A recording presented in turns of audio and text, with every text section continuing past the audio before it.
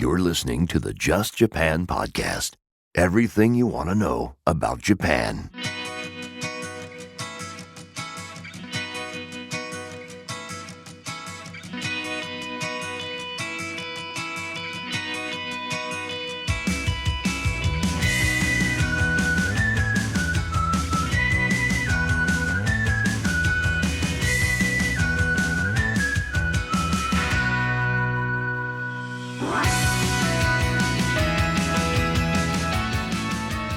Hey there, folks, and welcome to episode number 190 of the Just Japan podcast, everything you want to know about Japan. My name's Kevin O'Shea, and I'm the host of this sometimes weekly podcast about all things Japan. And you know what, guys? I wanted to get out one more episode, the second episode of my summer holiday, to you guys out there who are interested in learning a little bit more about Japan. So for those of you who may be new to the podcast, this is not the usual format. Normally, I have a guest on, someone who's doing something really interesting, cool, wonderful in Japan, about Japan, with regards to Japan. I interview them and we learn a lot of really interesting, cool things. And today we're going to learn some interesting things too, but it's again in a different format. And normally I do my recordings of the Just Japan podcast in the Just Japan podcast studio, where I'm using nice microphones and all of that stuff. But the last couple of episodes, I've been just using my iPhone to do the recordings because, I'm in Canada right now and I don't have my equipment with me. Again, I want to get more content up to you guys. And I thought, let's get my 8-year-old involved, my 8-year-old son. Why not? Over the years of doing the Just Japan podcast, a theme that does pop up from time to time is the discussion with regards to education in Japan. And I thought it would be kind of fun to get not the views of an expert, but the views of someone who has experienced education in Japan and now internationally. Now, again, this is the views of an 8-year-old boy, my son. And I sat down with him last week and we had a little chat about Japanese school versus international school. So a little bit of background. My son went to a 3-year Japanese kindergarten in the city of Kobe, Japan. We wanted him, initially we were just going to have him go to the local public kindergarten. But the year where he was old enough to go to kindergarten, there was a little bit of a population boom in our local area. And there were, I think, something like more than 100 applicants for something like 30 positions. So it was going to be basically what they call a kujibiki, or a raffle. And that's how they would choose which kids could go to the local public kindergarten. So not wanting to risk that, and we decided to do some research and find a private Japanese kindergarten to send him to. So we sent him to a private Japanese kindergarten for 3 years. And then he spent one term as an Ichinensei student, a first grade student at a Japanese public school, before we made the move to Beijing. And now my son is a student. He just completed his first year in grade 1 as a grade 1 student at the Canadian International School of Beijing, which is an international baccalaureate PYP school. Very different style of education than a Japanese one. By the way, I'm out walking right now. It's a beautiful Sunday afternoon here in Eastern Ontario, Canada. I'm walking down this gorgeous street and you can hear people with weed whackers and whippersnippers out there doing yard work. So again, I'm gonna be heading back actually with my family to Beijing this upcoming weekend. And once we're settled in, we'll be back in the Just Japan podcast routines with regular interviews with new and wonderful people and returning guests about wonderful topics about Japan. But for you guys out there, this week you get to enjoy an interview with an 8-year-old talking about the differences in education. So before we get into that, a few little housekeeping things I want to remind you guys. If you don't already know, if you follow me on Twitter and you're wondering, if you follow me at JlandKev on Twitter and you're wondering where the heck I've been, I got locked out of my account about 2 months ago, or a month and a half ago, and I can't, Twitter, they're not letting me back in. So it all has to do with not updating my recovery phone number and stuff. So I am very active on Twitter still. Go check me out at Mad for Maple. That's right, like maple syrup. Stereotypical Canadian thing. Mad for Maple on Twitter. Go follow me there, please. I'm hoping I can get up to close to 1,000 followers by the end of the summer. We'll see. Also, I've got a new Instagram feed, which a lot of people out there have been enjoying. I think there's about 265 followers over there right now. It's called Japan Night Scenes. It's all original photography, my photography, night photography from Japan. So if you're interested in seeing a really cool perspective on Japan, go follow me on Instagram there over at Japan Night Scenes. There will be links in the show notes at justjapanstuff.com. And of course, I'd be remiss to not mention, or to mention, having trouble talking right now, the Just Japan Podcast Facebook page, which is a regular stream of Japanese news stories, news from Japan, plus photos and other things. Go check that out. That's facebook.com/justjapanstuff. And without further ado, let's get on with the interview with an 8-year-old talking about Japanese education and international education. Today, I'm sitting here with a special guest who's coming on the Just Japan podcast, and he's, I think, our youngest guest we've ever had. So, what's your name? Kai. Kai, and how old are you, Kai? 8. 8. You just had a birthday, right? So you're still saying 7. Okay, so what I want to talk about today is, now you spent some time in Japanese school, and you also went to international school.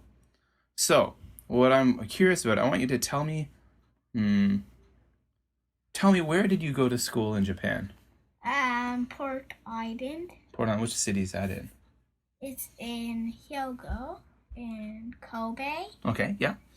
And let's see, now you went, is that where you went during your summer holiday this year? Yeah. Yeah, okay, cool. So, now before we moved to Beijing, did you go to elementary school in Japan? Yes. Okay. How long were you there? 1 year. No, I think half a year. I think 1 term. And did you go to kindergarten in Japan? Yes. Was it an international school? Like, was it all in English? No. No? What kind of kindergarten was it? It was like a Japanese kindergarten. Everybody was Japanese. Yeah. So what language did you use when you were there? Japanese. Yeah. Okay, cool. So now, I'm curious about, now, where do you go to school now? What's the name of your school? CISB in China, Beijing. It's in Beijing. So you go to the Canadian International School of Beijing. So I'm curious, can you tell us a little bit about CISB? What kind of school is it? What's it like? It's like kids are from like different countries, and like every teacher like really from, most of them are from Canada. And okay, so I'm curious, when you think about it, what are some of the big differences between Japanese school, shogako, and international school? Everybody speaks English, and like most of the kids are from different countries. When you're in Japan, everyone knows Japanese, right? Yeah. Okay, and everyone spoke English? No. Just 3 kids. So those are some of the big differences, right? Yeah. Okay, so I'm curious, can you tell me, how is lunchtime at a Japanese elementary school? How is that different than lunchtime at an international school? At Japanese schools, like we go to get our food at like a room, and we pick it up, and some kids wait in the classroom, and like the food comes, like the helpers that brings the food will open everything and like that pass it out to people. Now, are those helpers, are they teachers who help and pass out the food? No helpers. Who are the helpers? Are they students? Yes, students. So the students in your class, some students will go. Now, is it the same students every day who go get the food? Yes. Same students every day? Yes. Students every day. Oh, really? Okay. So the whole year long, the same kids go and get lunch? Or do they change? All year long. Oh, okay. Now, so, and where do you, when you're in a Japanese school, where do you eat your lunch? At the classroom. In your classroom. Are you alone in the classroom? Like you were there for grade 1, Ichinensei, or was there a teacher there as well? We are alone. Okay. And the teacher will help the kids getting the lunch. Okay, does the teacher eat lunch with the kids in the classroom? Sometimes. Sometimes, yeah. Or does the teacher kind of come and go? And come and go. Now, what's lunch like at an international school? Is it really different? Very different. Like, lunchtime we go to the cafeteria and like get food by ourselves. Mm-hmm. And like we could like get a seat and like we don't sit like in the classroom. And do you sit in the same seat every day, or do you kind of move around to different places? Move around. Yeah, but you sit with your class, right? Yeah. Okay. And do you always get school lunch, or do you bring lunch from home at international school? Sometimes get from home and sometimes school lunch. Okay. And there's some kids who always eat school lunch, right? Now I'm curious. Now be honest. What's better, the school lunch at your international school or at Japanese school? Japanese school. Yeah, why is the lunch better at Japanese school? They always get like different food every week. Every day change it 2 times or 3 times a day. Okay. So it's always more variety? Yeah, more for. So at your international school, is it kind of always the same stuff? Yeah. Yeah. Oh, okay. So like this is the opinion, of course, of an 8-year-old, but I have to admit, as someone who sees the food, I have to agree. What they eat in the Japanese school definitely looks a lot better. Okay, so let's keep on going. I got a few more questions for you, Kai. So I'm curious. Can you tell me about how is the way you sit and study in a Japanese school, the way you learn, is that different than at international school? Yeah. How is it different, the way that you learn? Because we sit on tables, but at Japanese school we just sit in our own tables. Your own desk? Or our own desks. Mm-hmm. And we get our own work to do. Mm-hmm. Everybody got time in each period to draw. Mm-hmm.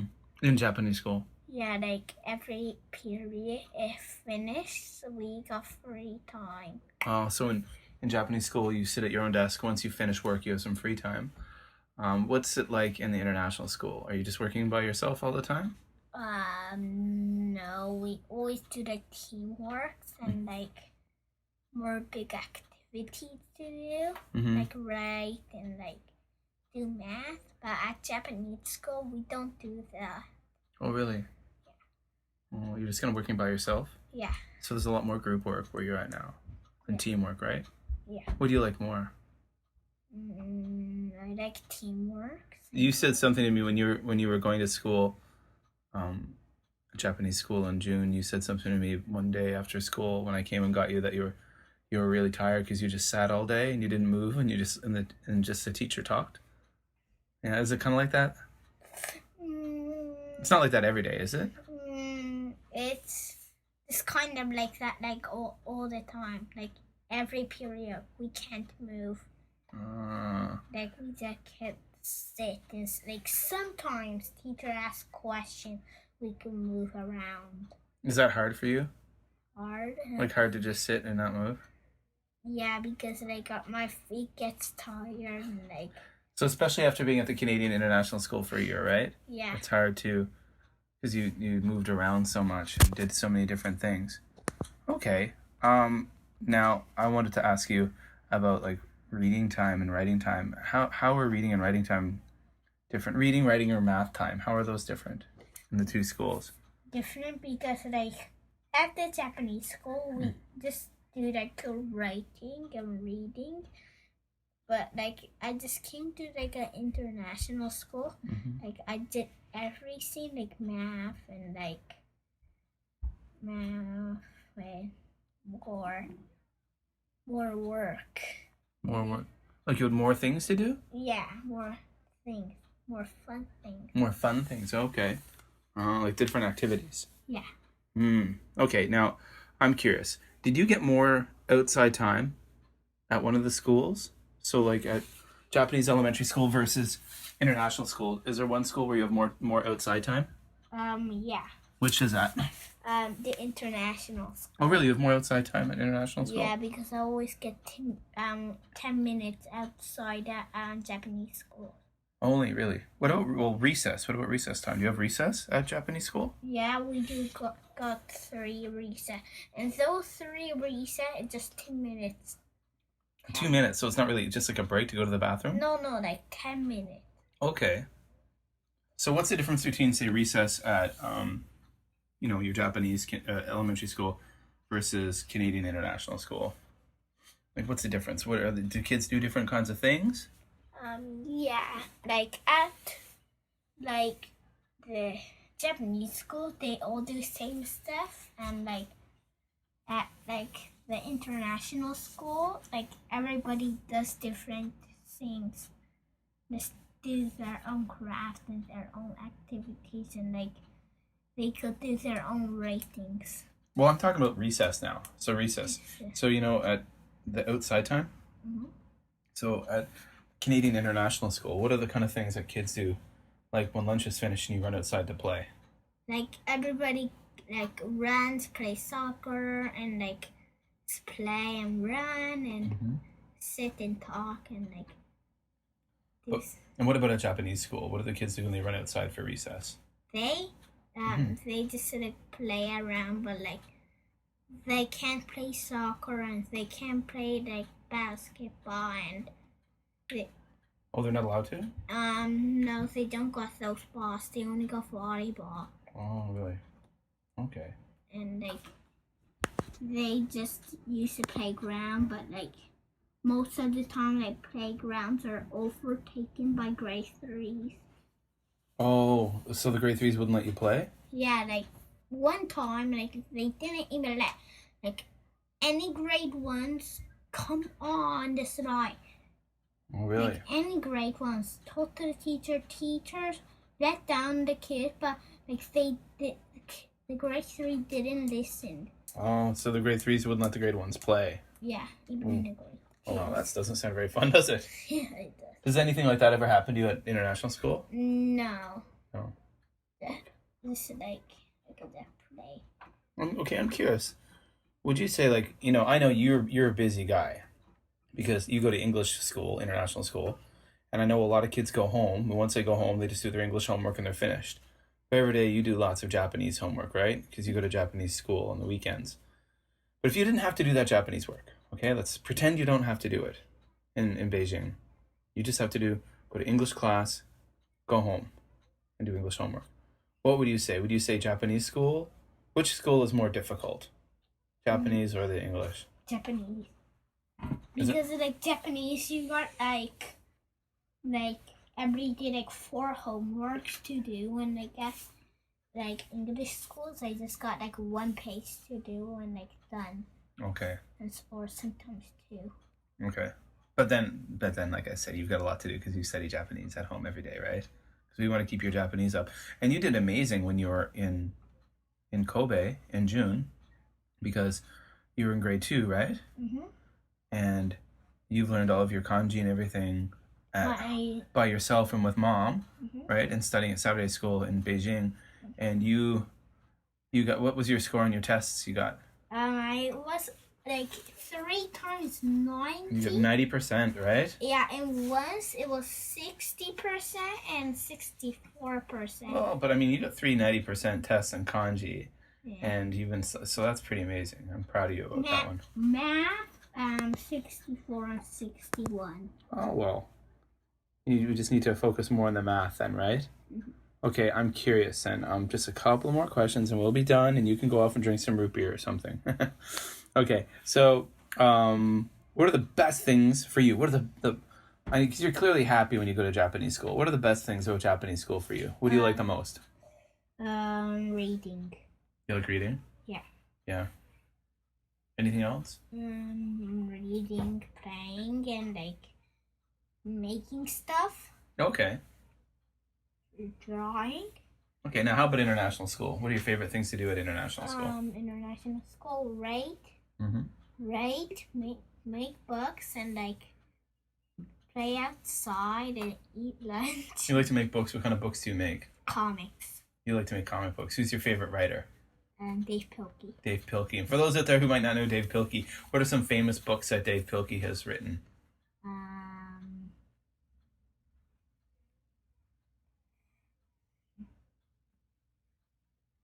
What are the books he's written? What are the names? Who are some of his famous characters? Captain Underpants. Captain Underpants, and who else? George and Harold and Dogman. Dogman, and there's others too, right? Yeah, that's pretty cool. All right, so let's see. I got one more question for you, Kai. Hold on a second here. I'm going to bring this question up. Now, next summer, for summer holiday, with the whole summer off at Canadian International School, do you want to go back to Japanese school for a few weeks? You want to do it again next summer? I will say, I could say, I don't know yet. You don't know yet, but you get to see your buddies again, your friends, right? Okay. All right, well, Kai, thank you so much for taking the time to sit down with me and talk to the fine people of the Just Japan podcast. A lot of people are going to listen to this and hear you talk, which is pretty cool. So thanks for doing that. So, guys, that is life in a Japanese elementary school versus an international school, which, by the way, our school it's called a PYP school, an IB school, an International Baccalaureate school. And yeah, so there we go. Good stuff. Japanese school versus international school from a student in elementary school who's going to be going into grade 2 in just a few weeks. Wow. All right. Thank you, Kai. That's it. We're done, buddy. That was awesome. Thank you so much. Please hang up and try again. Well, I want to thank Kai for taking the time to stop by the Just Japan podcast and give us his views as an 8-year-old on education in Japan versus international schools. That was a lot of fun. And maybe in the future we'll get Kai back on again. Yeah, guys, so thank you for listening. By the way, at the beginning of the episode, during the intro part, I mentioned it was episode number 190. It is not. It is actually episode number 191 of the Just Japan podcast. So sometimes when you're getting close to 200, you make mistakes like that. So sometimes you make mistakes. I don't know, some skateboarder just went by and said something to me. Not sure what that was. All right, guys. So yeah, the next episode coming your way will be 192, and that'll be coming to you from Beijing, China, guys. So, hey, thank you for tuning in. Thank you for subscribing. Thank you for sharing this episode on your social media, guys. Go check out all the links at justjapanstuff.com in the show notes, and really appreciate you guys taking the time to listen. So, guys, wherever you are in the world, hope you're happy. Hope you're healthy. I'll be talking to you real soon.